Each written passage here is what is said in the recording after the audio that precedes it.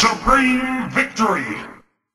What's going on, everyone? Derek Blackman here, and this video is gonna be like my sex life, very short, and you're gonna leave disappointed. So Roseanne Barr's show Roseanne had come back after like infinity billion years, right? And it was really successful, so much so that it got renewed for a second season after the first episode airing. People seem to be very happy, but she just got it canceled because of a tweet. Muslim Brotherhood and Planet of the Apes had a baby equals VJ.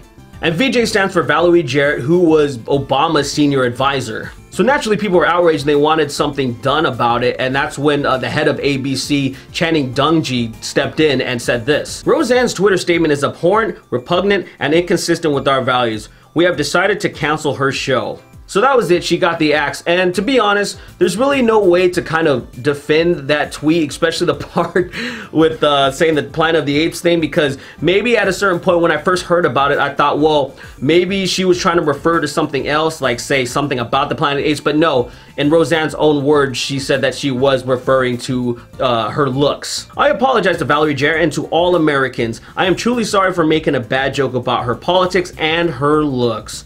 I should have known better, forgive me. My joke was in bad taste. When you're in the spotlight like that, you know there was a lot of people that really hated her show. A lot of conservatives were on it, and you know how much conservatives are thrown under the bus.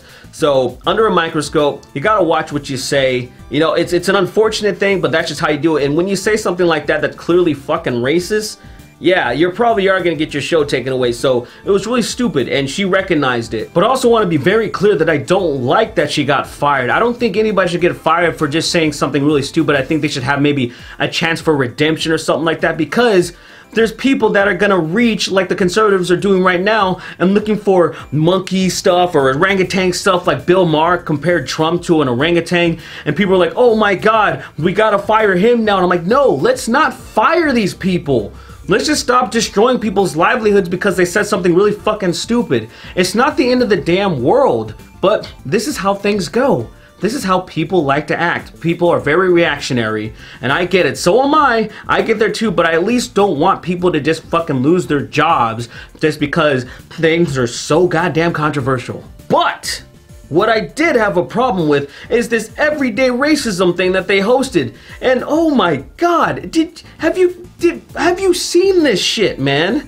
Turning now to the reason we are in Philadelphia, today's racial sensitivity training at Starbucks locations across the country. Let's take a look at that first step. A portion of the training material that was actually shown today to Starbucks workers.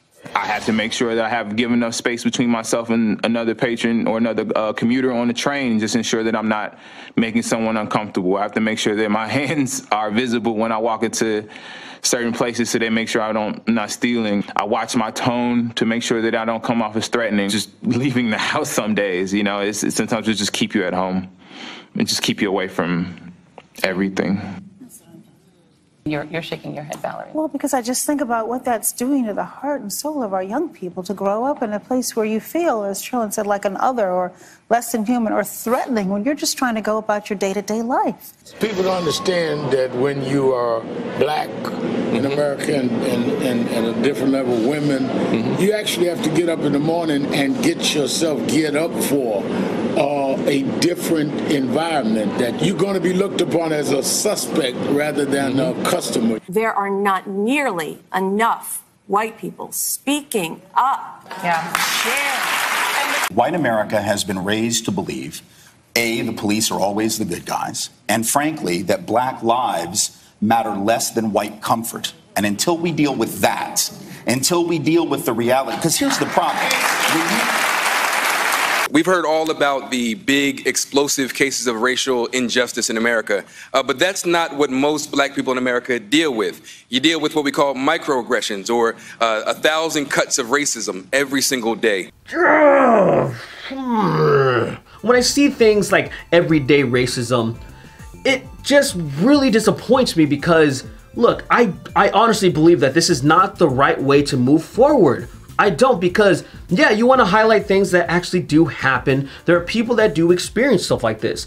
Stuff like this is real, But what it does is it paints this broad brush, like every person of color, every black person experiences all this stuff. This is every black person's struggle in America. And I'm like, that's not the case, man. I want people to be considered as individuals. I'm not all about the collective. I'm not all about the hive mind. I want to talk to each individual and then understand other people's walks of life. Because here's the thing, there's a lot of people that actually aren't offended by what Roseanne said. You know, maybe they have their different reasons. Maybe they're just indifferent. Maybe they have better things to worry about. Maybe they're just not offended by every single racist thing that they hear. Maybe when things happen to them, they can shrug it off. They can treat it like dirt on their shoulder. You know, and that's somebody who I am, because people that want to be racist and bigoted and that try to hurt me, it doesn't fucking do anything to me.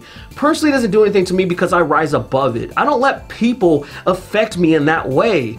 And I can teach other people to be like that too. And this is not the way to do it. What you're trying to do is force people to not think and act a certain way. And we can't do that. We need to reach out and change people's minds with compassion and knowledge. But just being like this and throwing people under the bus and saying everybody's this, you don't understand, you only understand if you're black, and you only understand if this and that, I'm like, this is not the way to go. This little Planet of the Apes comment is being blown up so far out of proportion that you're just making it to where, like, people, if somebody was called nigger or something like that, they would probably fall to their knees and die. And this trash right here, everyday racism, is just another thing that I just cannot get behind.